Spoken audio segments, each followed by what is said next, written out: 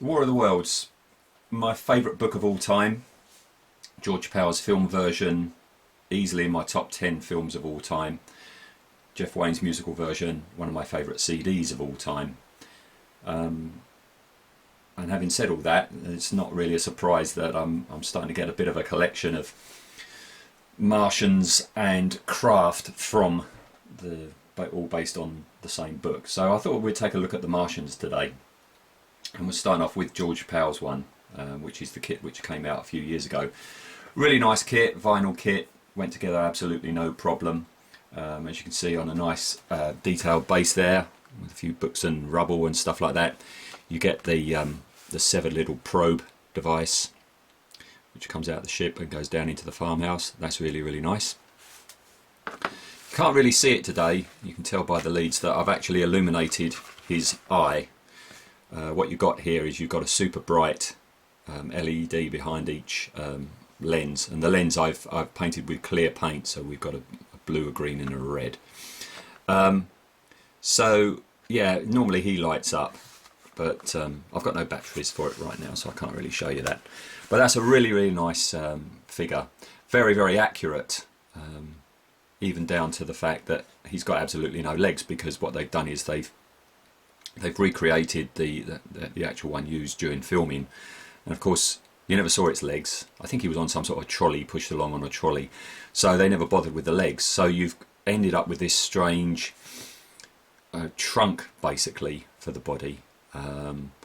Whether that was the intention or not, I don't know, but it ends up looking a bit odd, I think. But it's 100% accurate, so yeah, and it's good for that reason. Staying with the same film, but not 100% accurate. I think this is my oldest War of the Worlds figure, and I got this sometime in the 80s. It's solid resin. I think that was a clear vac form part, the lens. Yeah, early days of garage kits, so you can see it's not the most sophisticated of figures in detail, etc, etc. It's got this strange sticky out tongue. The arms are far too long, far too straight, but what makes him really odd are his legs. Ta-da! Because the sculptors decided to give him two human-like legs, but with the Martian 3-digit thing. So an odd little curiosity, him. But he's got a bit of a charm about him, and as I say, early days of garage kit, so I guess it can be excused for that reason. Next up, we'll go to the Steven Spielberg film, which, well, I'm not going to go into that now. Yeah, no, I'm not going to say anything. And I was never going to get the kit, but I went off to Dronerama last year, and a very talented model maker by the name of Dave Daines had one of these here, and I can't stand the design. I hated the figure, but Dave Daines is a really good builder and painter, particularly as he tends to just go his own way with things, and he had done his Martian in green rather than the rather insipid, bland, totally forgettable grey from the film, and he had done it in quite a vibrant green. And it's not until I saw that I actually sat up and paid attention and thought, actually, I wouldn't mind one of these after all. So here he is, and totally following Dave's line, I've shamelessly copied him and gone for the green look as well. Before we look at him, I'll just show you the base. The bases are really, really nice, aren't they? There we go. Nice little red weed encrusted teddy bear and cup with spilt tea. Okay, so that's the base.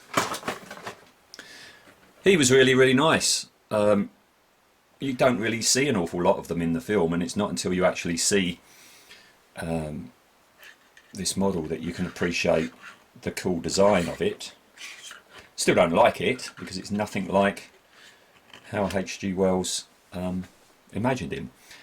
I differed from Dave in one respect, in that Dave had done the eyes red, but I decided to do mine black and very shiny. I like them. I like black shiny eyes.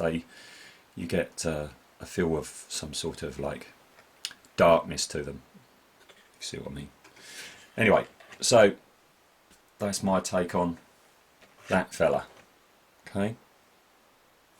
As I say, he's totally inaccurate to what H.G. Wells describes. H.G. Wells is basically describing an octopus. And my favourite version ever of the Martians are from the 20s by the guy going by the name of Paul.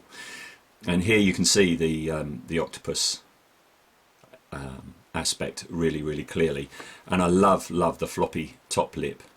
Excellent. And I like these strange eyes.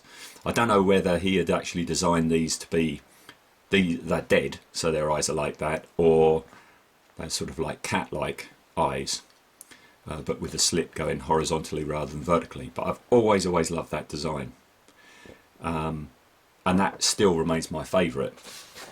What challenged it somewhat was when Dark Horse came out with their graphic novel version of War of the Worlds, and a fantastic artist by the name of Disraeli came up with his take, which you see here. This is from the actual War of the Worlds adaptation, when the Martians come out the cylinder for the first time. And as you can see, got the octopus element, but he's widened them out quite a bit, and we've got a very parrot-like beak, and very wide set apart eyes. And I really do like this design. He's also got the bunch of 8 tentacles either side of the mouth as well. So this is a really nice, accurate version. So I thought I would have a go at making one of them myself, totally taking Disraeli's design as inspiration. So quite a few years back, I made my own, which is, where have I put him? There he goes. Right. This was my take on the fella. As I say, heavily influenced by what Disraeli had done. I've got the widely set apart eyes, as you can see, there like that. Bunch of tentacles either side of the floppy beak, and I deliberately made him 1/35th scale because then I can use readily available Tamiya figures and scenery. Set it all, as you can see, inside a picture frame. And I made this scene, and I figured that the Martian has come down. He's a curious Martian. He's come down from his tripod, and he's just checking out the human bodies, just having a good look at what these Earthmen look like. I tried to go for, colour scheme wise, I tried to go for what H.G. Wells describes in the book, which is the oily fungoid type skin. Unfortunately, and this has been commented on quite a few times at the convention and since, the size of him, the colour of him, he's a potato, isn't he? That wasn't the intention, but there you go. Oh, and also you can see I've gone with the black glossy eyes as well. Okay, so that's him. Move him out the way. Right. Next up, I thought, seeing as this fella, let's raise this up a bit. I thought, seeing as this fella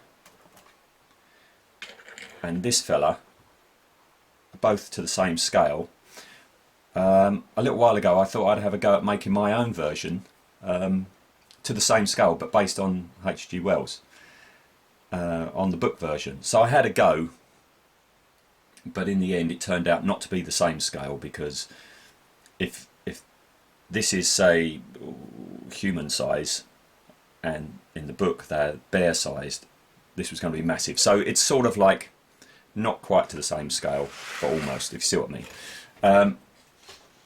And this is what I come up with. I think it was last year. Again, I've gone with the fungoid skin type thing. This time I didn't do the wide set apart eyes. This time I put them quite close together. I didn't know what to do with them. H.G. Wells contradicts himself, you know. He says that the eyes are luminous and then he says they're dark. So what I did there is I made the eyes quite dark, but I've ringed them with yellow. A problem I had when I did the last one that I showed you is to have a V-shaped mouth. Was difficult to try and sculpt that. You end up like with a pointy smiley face. So what I've done this time is I've actually made the V-shaped mouth, but I've inverted the V. Okay, so it is a V shape, but it's up the other way. The 8 tentacles either side of the mouth. This is just corded elastic painted. The actual Martian himself, he's sculpted with air drying clay, and all I've done is I've sculpted him over a really cheap bowl that I got from the pound shop, and just sculpted over the top like so. Okay, so he's sort of is there like that. That's about it. Except I was going to show you one more, and I did this way back in the 80s. Apologies for this because it's quite crude. What I've done is I made this little box. Okay, made out of cardboard. Excuse my writing, but there's a quote about what the Martian looked like. And what I've done is I've made a little scene of Horsell Common, and if you look in there, you can see my very, very first little Martian that I made. Okay, looks more like a mouse or something like that. And I painted on the background there a bit of burnt common. And what I've done is I've got a bit of red gel in the top. And the idea was back then, if you put a red light in, see, it's meant to like sort of infer the heat from the cylinder. Okay, and that's about it. That's so that's them there and him there.